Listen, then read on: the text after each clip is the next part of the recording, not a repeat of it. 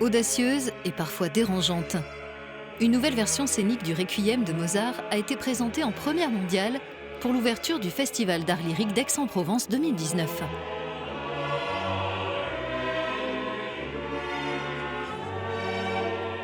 Le metteur en scène Romeo Castellucci et le chef d'orchestre Raphaël Pichon bousculent les codes en revisitant la célébrissime Messe des Morts.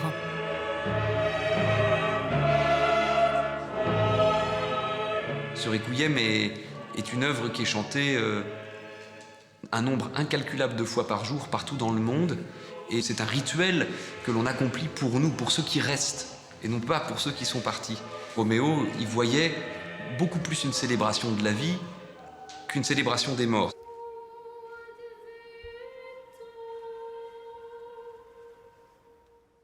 On remonte le fil de la vie en fait.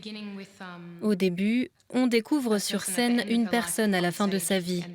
Puis on part dans le passé. Il y a une femme d'une vingtaine d'années, puis une fillette de 9 ans. Et on termine avec un bébé. Donc la mort est envisagée à l'envers, avec l'idée du cycle de la vie.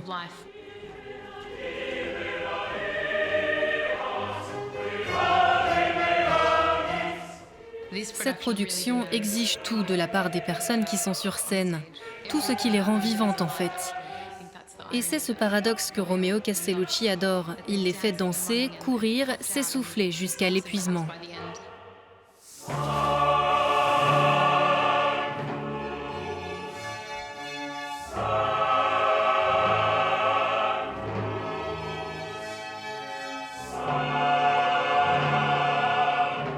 L'histoire derrière ce requiem est elle-même pleine de drames. Mozart est mort alors qu'il en avait composé moins de la moitié.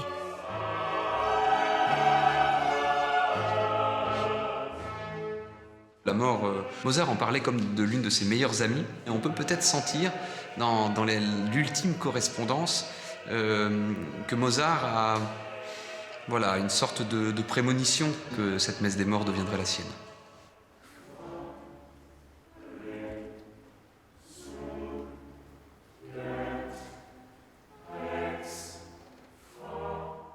Le Lacrimosa, c'est d'une grande nudité, d'une grande fragilité.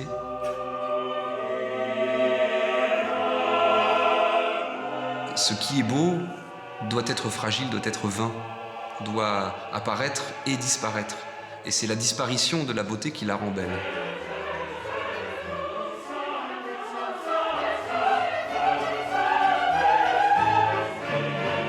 Mozart a placé au début et à la fin de son requiem un solo de soprano. Il faut imaginer la voix de soprano comme la sonorité la plus lumineuse qui soit, et peut-être la plus innocente en un sens. On aime l'idée que quand on est, et espérons-le, quand on meurt, si on a une conscience religieuse, on est innocent et lavé de nos mauvaises actions, et qu'on part pour un monde meilleur, paisible et calme. Je me dis que c'est peut-être pour ça qu'il a choisi cette couleur vocale.